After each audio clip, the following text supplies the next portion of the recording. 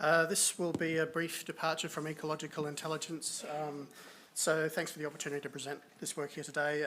I acknowledge and pay my respects to the traditional owners of this land and the surrounding country where I grew up. So I'm Matt Curnock from CSIRO. I was born in Cairns here in Yidinji country.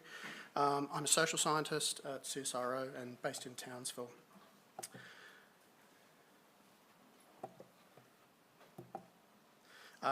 I'd also like to acknowledge the partners and co-authors of this presentation, which arises from several years of work and learning from each other. This is a group of dedicated and passionate people who care about the reef and what we can do by working together to help it in a time of need. And on their behalf, I thank the Gungandji people, the traditional owners in whose sea country our pilot study took place.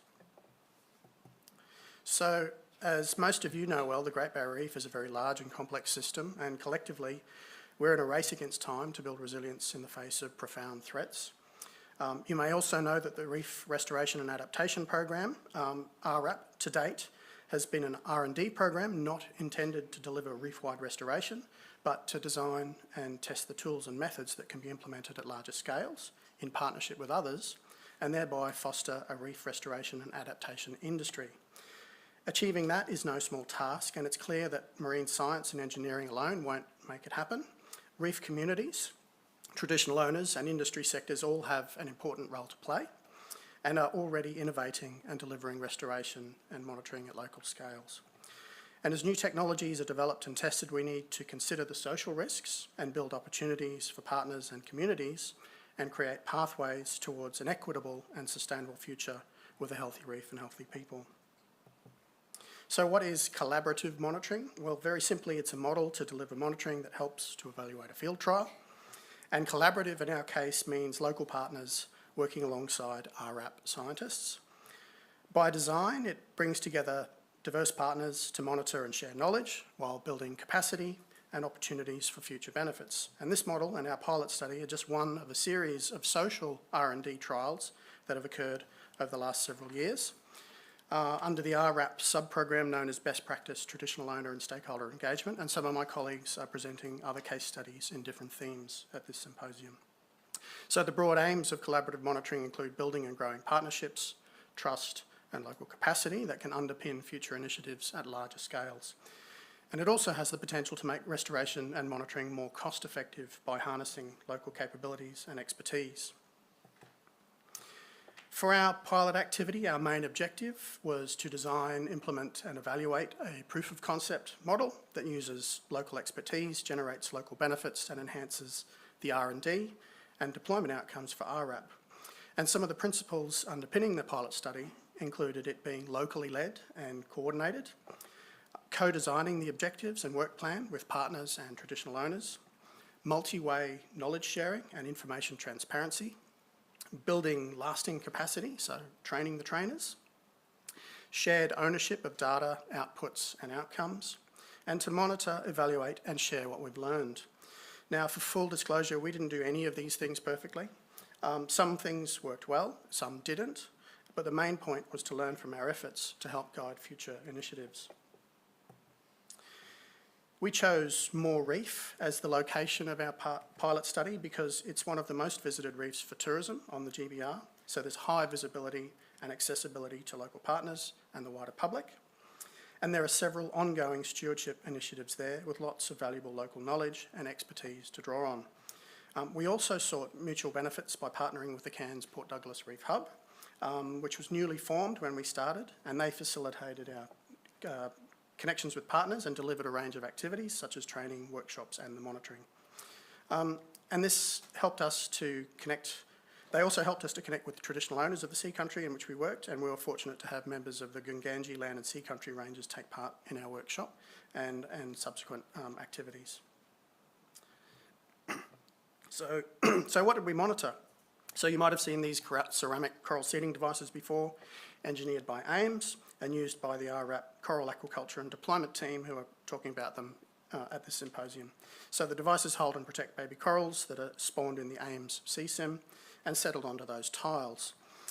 In our experiment, the devices were deployed onto coral rubble in 6 experimental plots close to the Reef Magic and Sun Lover pontoons at Moore Reef. So this made them easy to access and allowed local partners to monitor them quarterly after their deployment in January 23.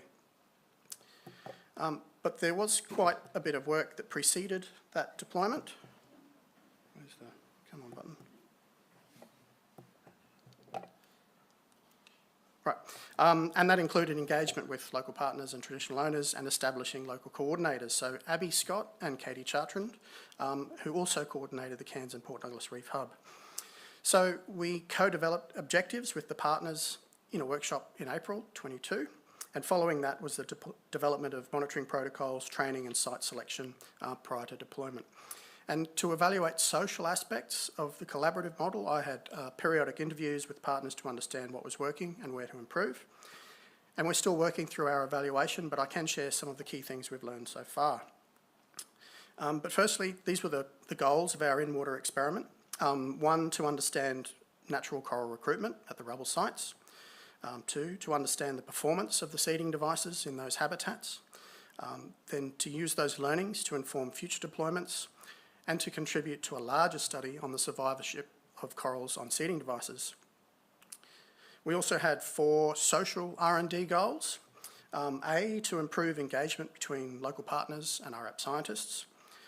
B, to build a shared understanding of the risks and benefits of this type of restoration, and then thereby enhance local capacity to sustain and scale up future collaborative initiatives.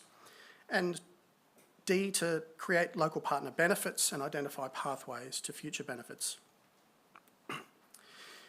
We also had an opportunity, and took it, to monitor visitor perceptions of assisted coral recovery devices, so ACR devices, near the tourism facilities. And with the help of the hub, we engaged with a few more partners in the wider Cairns Port Douglas region who helped to survey their guests, who saw several different types of devices in the water. And those partners are co-authors of a manuscript that we'll be submitting to a journal quite soon. I'm going to jump straight into our key findings right now, starting with a sneak preview of what we found from that baseline visitor survey. So, from a survey of 708 reef visitors aboard 5 different vessels that visited 8 reef sites in September last year, half of those visitors saw at least one of 3 different types of ACR devices, including our coral seeding devices.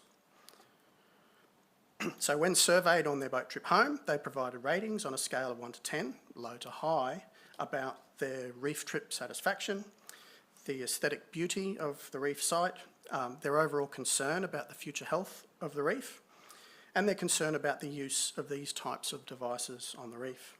So using a series of regressions, we could then see what factors were associated with their ratings. And first, we found that seeing the devices had no effect on visitors' satisfaction with their day trip to the reef. Second, the devices had no effect on visitors' perceptions of the visual beauty of the sites they visited.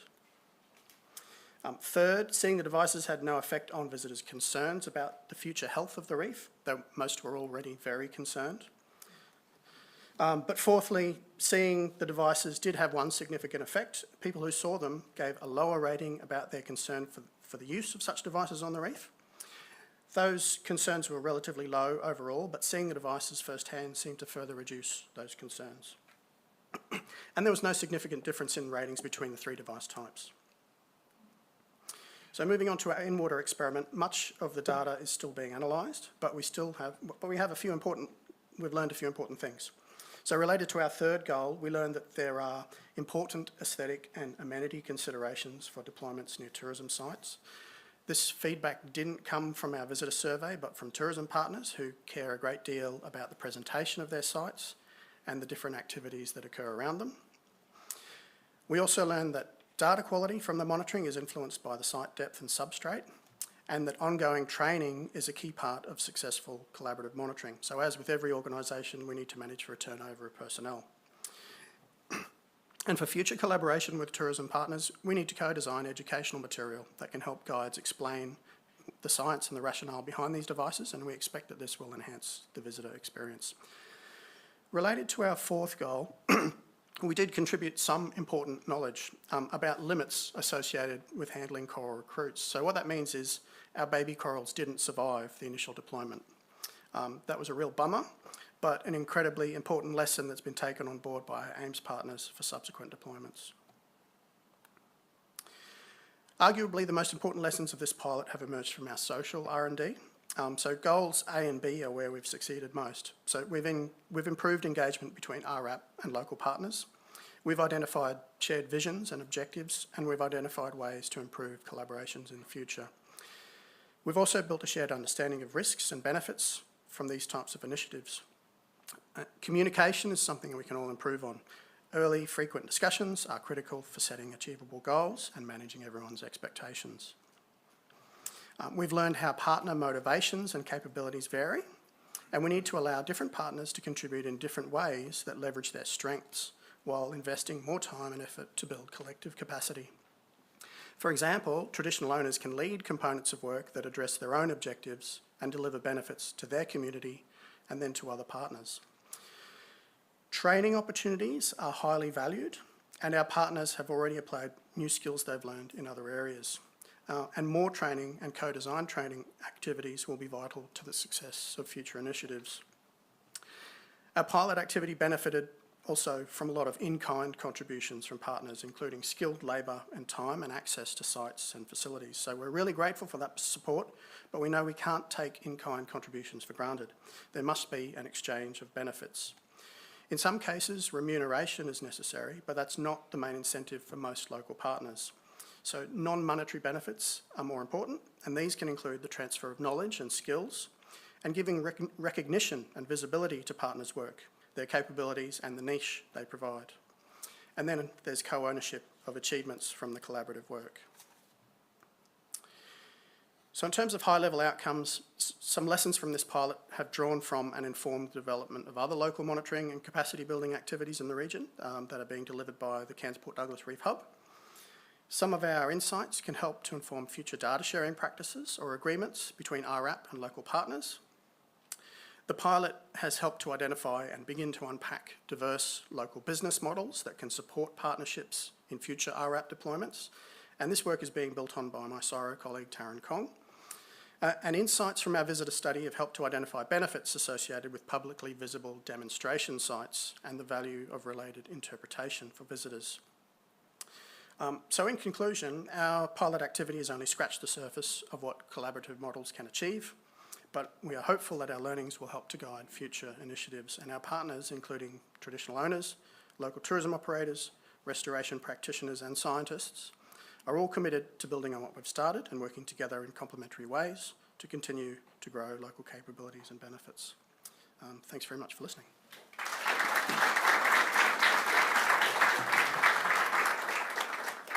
Thanks, Matt. Do we have any questions for Matt?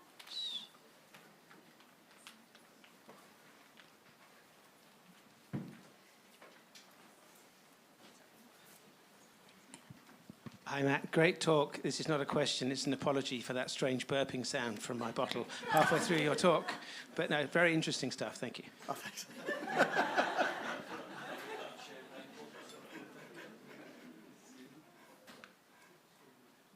can I get that to you?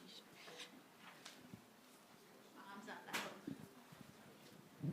Thanks, Matt. That was a really great talk. I'm really not in this space very much. I look more at chemical control of COTS, so I'm just putting that caveat out here.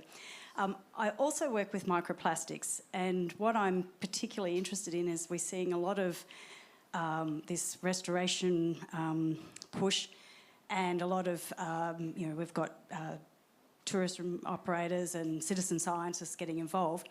And I'm just wondering, what is the perception around plastics and the use of plastics in some of these restoration processes? And is that something that comes out in these surveys that you're doing of your visitors? That is a very good question, and I would think that there's a pretty high level of awareness in the community around plastic pollution. It's not something that came up directly in our study, but I do see that being a significant concern in other monitoring around, social monitoring around the reef. So I can't answer that question directly, but I just acknowledge that it's an important issue for public perceptions. Thank you. In the interest of time, we might have to move on. Thank you.